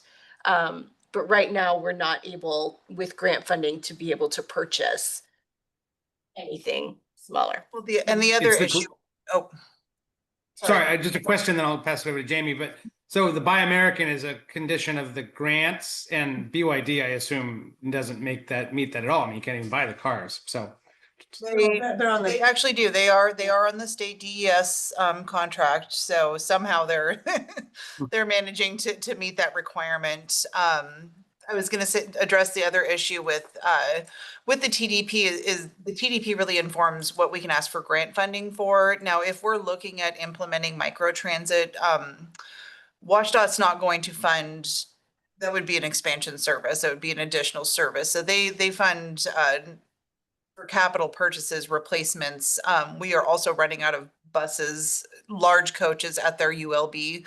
At their useful life benchmark to replace. So anything we would look at purchasing would be an expansion. We would self-fund that, which would not, would take out that requirement for it to be in the TDP. So wouldn't like replacing a bus on the number one route would be reasonable with a cutaway, which would be a replacement, right? I mean, do we have to replace same for same? You don't have to necessarily replace same for same, but I know that when we're looking at our service, we like to have, to be able to put any of our buses on any of the routes. Yeah, we don't dedicate one bus to one route. And actually that's a problem with the Kingston Express that we're having right now, is because we have 700 that we got from, Dungeness Lines when it wasn't Greyhound.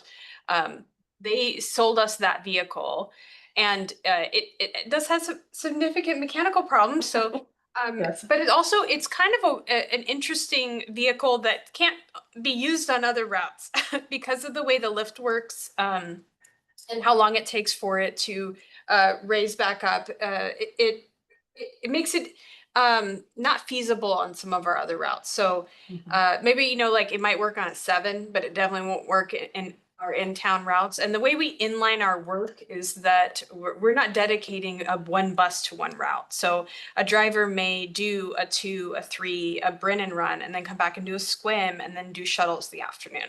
So they're kind of rotating through all the routes.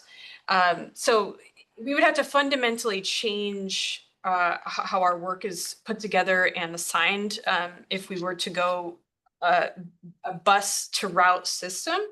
But that also means that we might have to move drivers in between buses, and that would create a little bit of the logistics would be different. I'm not trying to break the whole system. I mean, just replace one bus to go from the 1 to the 2, whatever a driver's doing, it feels like on most of our routes, if not all of them, you don't need that 32-foot bus. Well, also when you go to a smaller vehicle, if we're going electric, we're losing battery capacity and you know, that range. So depending on weather and everything else and what kind of charging infrastructure you have, you may not be able to do those routes with those smaller vehicles. Or the lighter vehicle might go farther. I don't know. Is a smaller electric bus have shorter range? Yes, it does, because it doesn't have the battery capacity. That's kind of where you go backwards with things. You know, with a gas vehicle, you get better mileage. With a smaller, lighter vehicle, it's kind of the opposite with the bigger vehicles. You need the bigger batteries to keep that vehicle running so you get your range. You lose batteries by going to a smaller vehicle. I do think though that, you know, if there was something on the market, I think it's worth exploring. Cause I think all of us here know that not all of our routes are full all of the time. Yeah. And I do think that, just being open to what does a smaller vehicle look like? What could it do? You know, one of the big reasons we're working on Haynes Place is because we need to opportunity charging. We need to be able to charge a vehicle en route. And if we're able to do that, what does it look like if we're running a smaller vehicle on the new 23 or the 4 that we're running really frequently where we don't have every seat full. So I think there's opportunities for looking at smaller vehicles. I would welcome that. So it is something that we're spending time looking at, and we're always interested, you know, with our 2 new electric dial-a-ride vehicles. We demoed those for several days before we brought that request before the board, because we wanted to make sure, like, what can we do with an electric dial-a-ride vehicle? And I'm pretty confident that we can be running that vehicle a good chunk of the day in town.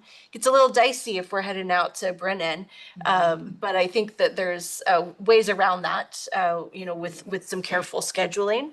So we're really just kind of exploring some newer type of vehicles. We have some real requirements though, that would either make a vehicle work for us or not. And that is ease of, you know, individuals loading or offloading our buses with ramps, with using, you know, mobility devices, making sure that it will work for all passengers. But to your point, yeah, we are still looking. I'm still so excited about that cute little bus that we saw. Yeah, I know, we were Right? too, yeah. It was adorable, and I thought We just drank the wouldn't. Kool-Aid.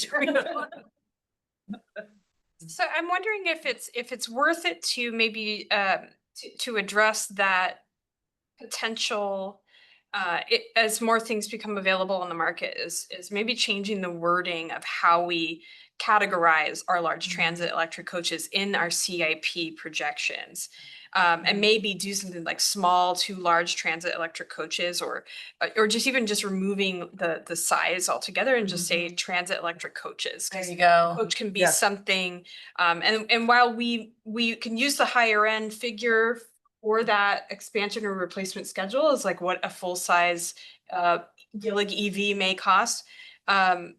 That gives us the flexibility as we're coming in and saying, you know, while we budgeted this amount for the maximum range of what that would cost us, if we're seeing, maybe we can get 3 buses for the price of 2. I love or that solution. Something like that. So we could just address that by changing that verbiage and providing more flexibility in what the definition of a coach is to us. That's a great idea. When you're looking for a new bus, are you typically, you're saying, you know, when you paying attention to what's on the market, is that typically a new bus, or do you look at used buses, or is it circumstantial? We do How not look at used Yeah, buses. well, so to be fair, if we're looking at used buses, it's usually we're approached by another agency that says, hey, we're offloading these and we'll sell them to you at a good, and we've done that with transit shelters in the past. Intercity had a huge surplus and they reached out to other agencies and said, we'll sell them at this price. And so we were able to get a lot of decent shelters that way. But Dungeness Lines, when Washout was running it, sold us 700 for $1. So That's we definitely got our money's worth out of that vehicle. I don't actually know. I feel like that was a really expensive $1 vehicle. It's like having a. Yeah, it's like I got a free puppy. Yeah. All, but yeah. So we're when I say like we're kind of looking at what's out on the market. Right now we are strictly running Gillig, and that works for us. We're able to keep parts in inventory. It's a streamlined process. I think Gillig puts out a good product. We have been thinking about BYD, but we're paying attention, especially when Des is at the her maintenance meetings. What's going on with BYD? Does it make sense to diversify the fleet? And that also means you've got to stock additional parts, different parts, that kind of thing. And grant funding is always going to be new. So we're looking at Department of Enterprise Systems. They're the ones that contract. So we go through, honestly, we're not going to develop our own procurements for bus dealers. We go through the state. They've done the work. Most agencies go through the state unless they're going to go outside. The procurement process for that is it's very intensive. So we go through DES, they set up the contracts. They have a list of things that are available as the market changes. That's where we're going through. We're not going to pioneer our vehicle procurement, not this year. I've heard the strategy that I think has been mentioned of positioning ourselves to be ready for a new procurement grant by purchasing an inexpensive vehicle that we can then replace when there's only dollars to replace rather than to just new. Is that sounds like it's still a. And at times when we're thinking about if we're gonna get a grant to replace a vehicle, it makes sense to, if we can get $1 million grant, like let's buy the more expensive vehicle if we're replacing it, and maybe we're self-funding something that is less expensive.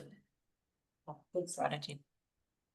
Brenda, I do like your idea of the less specific comment about the type of coaches that we're procuring. I think that gives us more flexibility in the size. And honestly, this is a guideline. The TDP is basically all the TDPs from all the agencies come into WashDOT. They use this information to plan out what their funding projection should be. It really is a good guideline to say what are agencies thinking, what's their infrastructure needs going to look like in the next 6 years? How does it change every time the new TDPs come in? What have they accomplished? Where are we moving? So it's a fluid document. We may come into this next year and have a totally different idea of what the next 6 years are going to look like. And that has happened, where we come in and we say, oh, we're not doing that, or we're changing our mind on this. So while it's a guideline for the next 6 years, that does leave us some more flexibility. It's like if we come in next year and say, hey, we found some little buses, let's see if we can get them on. Cool. Well, do we need to approve this transit development plan, or is this just? We will have a public hearing in July. That's right, there's And then we will make any changes. So if between now and July, you are reading it and you have suggestion, changes, comments, criticisms, let us know.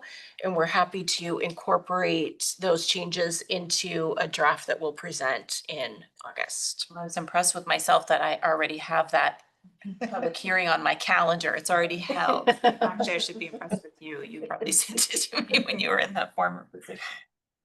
I want to say just some of the elements when I was reading through this TDP, some of the things, it is really, I love that you called out the required elements versus the non-required elements. And the fact that there is a previous year performance review, I think is a really it's a great baseline for a document like this that really allows us to see what's been accomplished most recently and gives you some context for the new plan. I really appreciated that.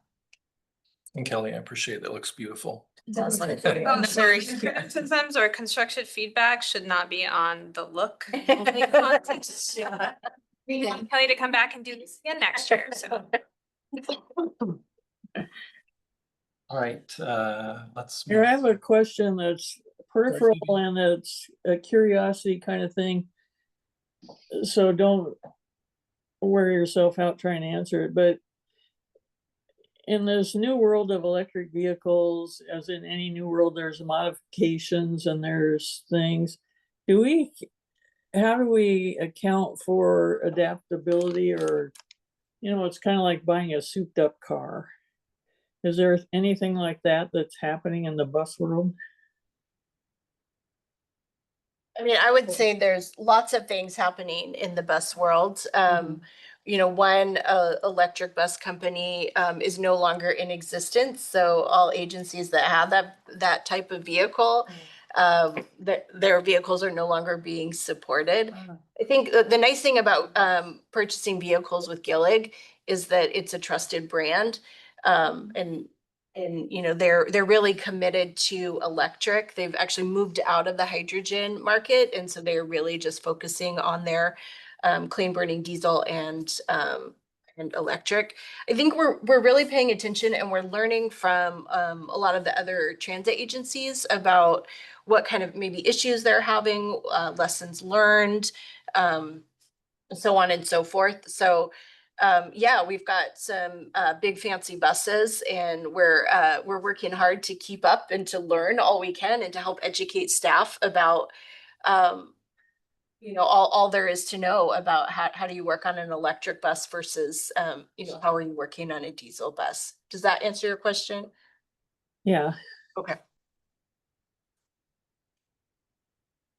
All right, next on the agenda is the Gateway Visitor Center.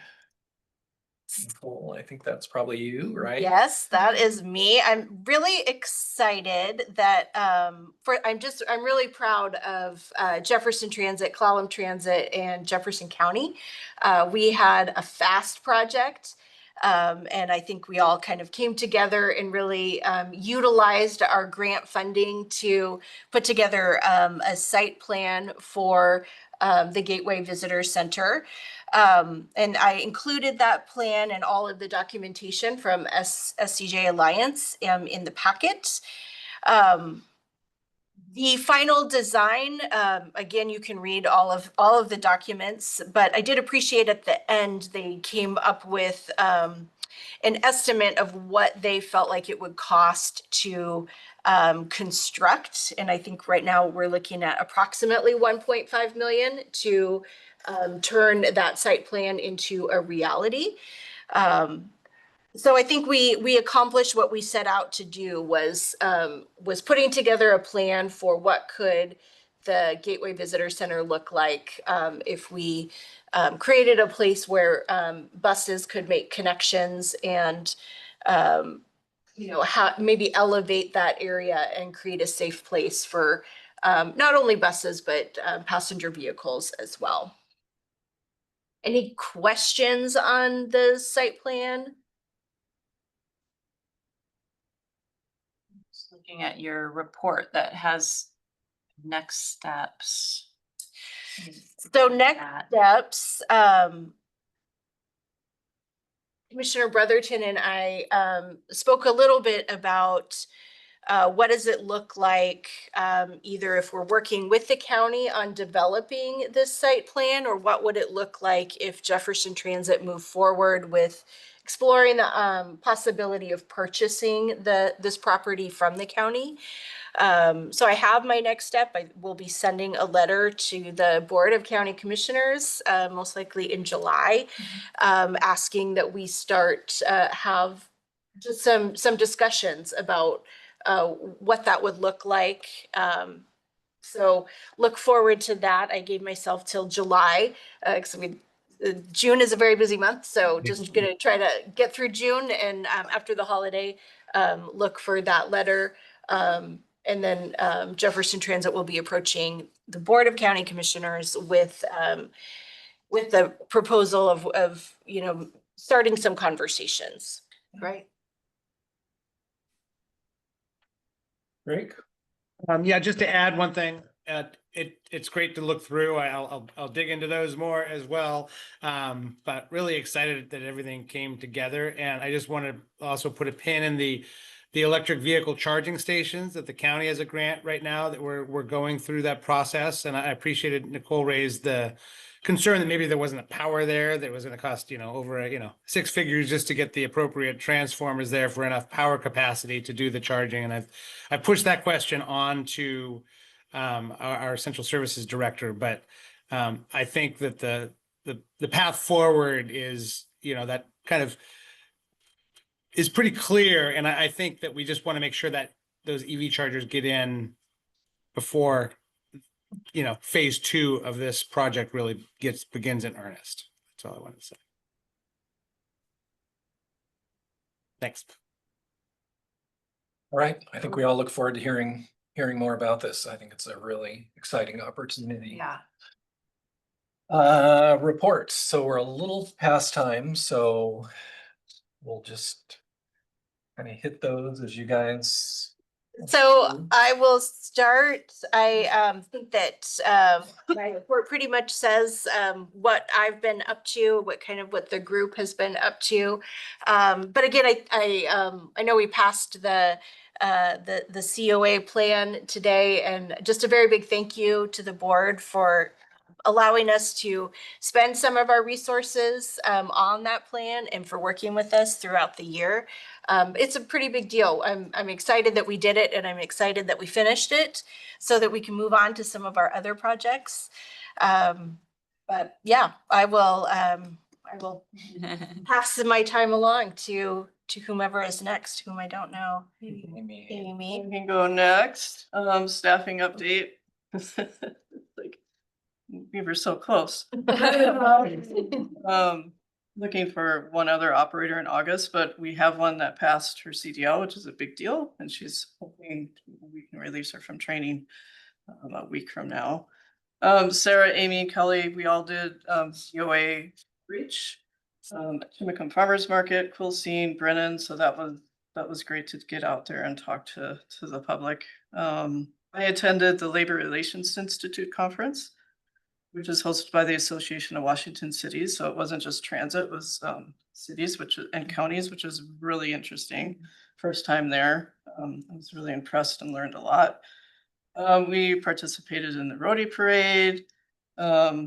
And Gary attended the second session of the Washington State Insurance Pool training course for transit bus system safety. That's a 4 course in a year certificate program that he's participating in. So that's good. So our ridership is going up. JTalk again, that's one of those areas where we're hoping, and Ellie has a lot of good ideas. Hopefully going to see some rah JTalk coming up soon. And Kingston Express is yeah, people are loving the extra service. So it's great to have that be so successful and hear the positives about that. So with that, Sarah.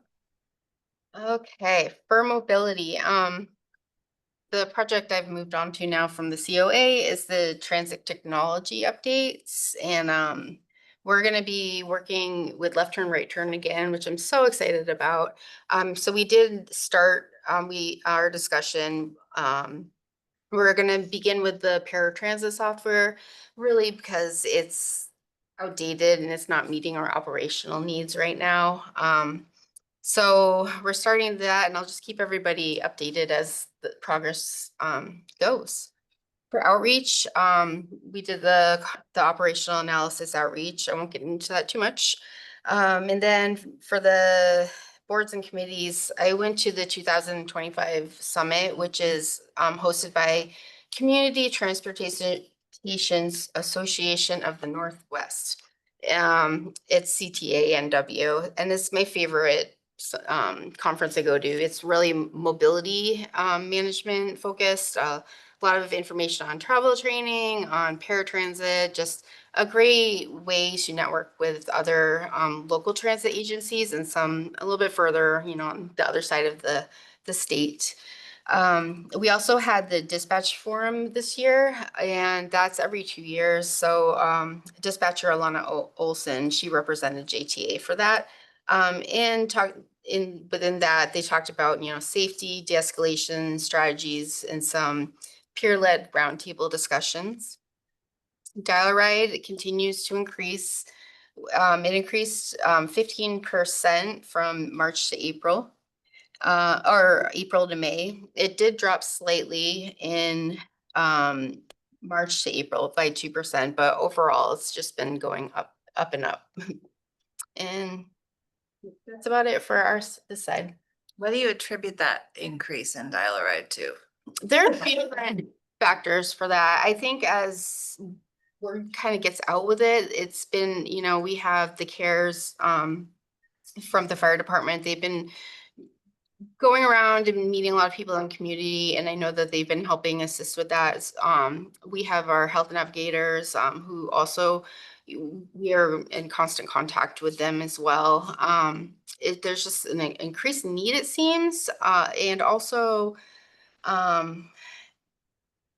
yeah, I think a lot of it is honestly just kind of the word of mouth coming out, and you know. I would also add that a lot of the other care facilities that if they have a vehicle or they don't have drivers or their vehicle breaks down, they, even though they have applicants who are eligible to ride with Dial-A-Ride, they sometimes have their internal vehicle that they use, and when that happens, it can kind of change. You see these fluctuations happen. Of course, Dial-A-Ride is always getting new applicants. Sometimes a stack of applications that come in through like by the end of the week, you're like drowning in applications. So cycling through that, you know, it just kind of feels like it's always this continuing process of the program growing. We are the oldest county. Our demographic is the oldest one. So, you know, being in that job previously and knowing Sarah, all the stuff that she has to deal with the change in the paratransit, yeah, it's a continuous process of you're seeing like the trips go up and up and up. And, you know, when after post-COVID, we had ridership monitoring. That's the one that skyrocketed because it is technically more of a lifeline service than anything else that we do, right? Door to door, people who have mobility issues, if they're not able to get to a fixed route, that's the one that they're able to choose. And we have limited options in this area.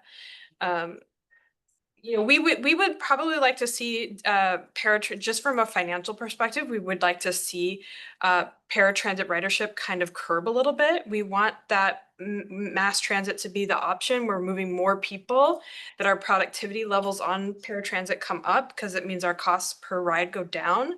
We're saving money, moving more people. But I think that this is, you know, it's an inevitable part of being in transit. And I think that when we're looking at the COA changes, the things we do have to consider is if anytime we're changing an express route to something that services more of the area, it expands our Dial-A-Ride. So Dial-A-Ride is always something we have to consider in cost wise. But yeah, I think that there's a lot of different factors that go into it. And I would add on to that. I'm glad you brought that up because it's always changing. They're always calling you over and, hey, our vehicle's broken. And we only have. Oh, sorry. minutes. Oh, yeah. We can talk about it more if you want to. So my turn now? Yeah, real quick. Well, I need to let you guys know, which already came up, that we did receive our second electric vehicle, number 602. Has some new systems on it. One of them is our Q-Strength Quadrant. It's an automatic wheelchair securement system. It's rear facing. This gives a lot of your riders and mobility devices a little bit more independence. They're not relying on that driver to come back and lean over them and tie them down and everything else. It's all driven by the passenger. They line up and they hit a button and the arms come down and squeeze onto the wheelchair wheels. And then they can do a secondary securement belt also, and the driver would help them with that. So we're gonna be getting some training going on the 23rd. Q-Train will be out here to train our operators and our other staff on the securement system and how to use it. And then we'll start getting some public outreach out there on to let the public know about it. But that's a very exciting new system for us to try. Moving on to a facilities update, Matthews Electric completed our inductive charging stations install, and they have been commissioned and they are now up and running. We'll be testing them a little bit more as we go with our new buses. We do have some pictures. Well, we had some pictures attached to in the packet, and you can see it's just a couple of blue pads. Squares. Yeah, little blue squares. that the Very bus- expensive. Yeah, very expensive loop. The bus lines up to it and does an extra kneel, and by magnetic, it will charge the bus. It'll be a little bit faster than our plugins. We are looking at that still. And then, of course, we're continuing our third bay construction. A lot of activities happening. You know, we're gonna be coming to completion coming up, you know, in July, hopefully by the end of July. We did have our tire carousel machine installed and it's operational now. And that's gonna be very exciting to have all our tires stored within our shop where we work on them. They're gonna be undercover, and because it is a very tall machine, they do run on a carousel. And that's where all our tires will be stored instead of out across the yard in our Connex box. Also makes it easier for the mechanics. They're not lifting these heavy tires up and down off racks and maneuvering them quite so much. So we're excited about that. Very excited to be able to move into our new maintenance bay too. And then in May, I attended the WISTA Spring Maintenance Committee meeting and forum, and that was over in Spokane, Washington. We got to see some new vehicles and listen to what other transit agencies, what their maintenance departments are doing for fleet and facilities. Very exciting to go to those, visit with all the vendors. Right now, we are not at full staff either. We have some open positions of maintenance clerk, our facility janitor, and we're still trying to fill our 2 maintenance cleaner positions. And that's the end of my update. All right, I'll make mine quick since we're almost out of time. We are out of time. Most of the information is on my report, but I wanted to share that I've ordered a new tent for booths, event booths with our logo on it, and I'm super excited for that to come. I'm hoping it arrives before the next event, which is All County Preparedness Day. I've also been working very hard on designing signage for that so that we have better displays, better booth event signage, and hopefully will draw attention to people. Will be excited to come on the bus and talk to us at the booth. I hope that I will see all of you there. Yeah, Your calendar. Um, See Kelly's posters, they look awesome. Yeah, we got some cool posters and displays that will be there. And on my report, I've just keep up with tracking followers on all of our social media. I don't know if it's as exciting to you guys as it is to me, but any new follower gets me excited. So let me know if there's anything else that you guys want me to track. That's all I have. Everyone. Public comment. Anybody? See anybody with their hand up at the moment? Anybody in the audience? No. Here, I'll make one brief little public comment. My daughter and I took a trip around the peninsula on transit buses. And the story on that will be coming out in the summer issue of the Leaders magazine. Nice, fun. That's very cool. Any spoilers, Vivian? Well, it's not oriented around Jefferson Transit in particular, but it's included. We rode 4 different systems. Yeah. And none of them have fares, so it's a really great way to just go out and explore. Did you say that Jefferson Transit is the best? No, I'm trying to maintain a sense of impartiality while I. That's a requirement on the board. Thank you for doing that. I can't wait to read it. That's cool. All right, anything else for the good of the order? then I will adjourn this meeting of Jefferson Transit Authority at 3:35. Thanks, All everyone. right, thanks you guys, bye. Work, everyone. I can't believe I'm not going to the